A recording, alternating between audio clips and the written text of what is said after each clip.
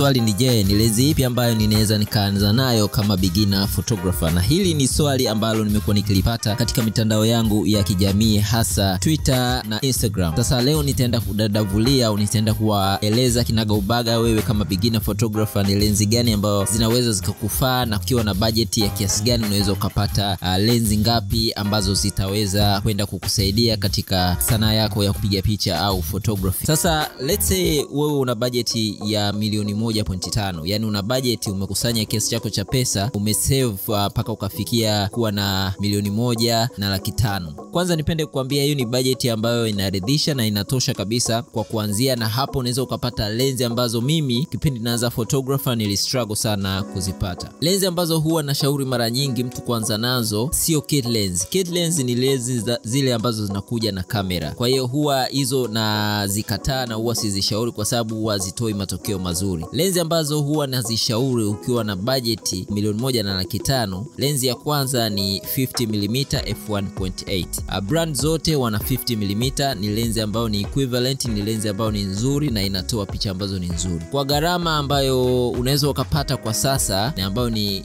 used like new ni 4.5 mpaka 500, unategemea sasa umenunua kwa nani. Lenzi nyingine ambayo huwa na recommend ambayo ni wide, ambayo unaweza ukaifanyia maajabu na inafanya vizuri sana kwenye industry. Hii lenzi ni 35mm. Hii unaweza ukaipata pia kwa 3.5 au 300 kulingana na wapi umenunua kwa wakati huo. Na keep in mind hizi lenzi unazipata ni used condition, lakini ambazo zina mazingira mazuri. Option namba 3 ambayo kidogo inaweza ikawa ni expensive, ukiwa na 1.2 unaweza ukanunua 85mm. Hii ndio lenzi ambayo huwa mimi naipenda na huwa ndio ninayo naimiliki na huwa ndio naitumia kwenye kazi zangu karibia zote. Kwenye kazi zangu za events, kazi zangu za wedding, kazi zangu za portrait huwa natumia 85mm f1.8. Hii lenzi naitumia kwa miaka mingi sana. Niliwahi kumiliki 70x200 f2.8, ikabidi niiuze kwa sababu ile lenzi ilikuwa kidogo nzito, kwa hiyo ikanishinda nikaiuza, nikabaki na 85mm. Kwa hiyo hii lenzi ni nzuri sana ukifanikiwa kuwa nayo, yani hutojutia. Kwanza inatengeneza very sharp images. Lakini kama wewe ni beginner sio lazima uanze na 85, unaweza ukaanza na 50mm au na 35 kulingana na bajeti yako. Huwa nashauri kama una uwezo ununue 50mm na 35mm, yani uwe nazo zote mbili. Kwa hiyo hizi ni lenzi ambazo zitaweza zikakusaidia kutengeneza very sharp images. In conclusion, naweza nikasema kama ndio unaanza, keep in mind kipato chako kinakuwa sio kikubwa. Kwa hiyo unaweza ukaanza na lenzi moja like 50mm, baadaye kadri unavyoendelea kujipatia kipato uka upgrade lenzi na ukawa na variety ya lenzi mbalimbali kulingana na aina ya photography unayoifanya. Kwa hiyo ndio hivyo guys, asante sana kwa kunisikiliza. Kama una rafiki yako ambaye anahitaji kujifunza zaidi kuhusu photography na namna gani ambavyo anaweza akatengeneza pesa kupitia photography either online au offline, hakikisha umemkaribisha kwenye channel hii ya exclusive photography kwa Kiswahili.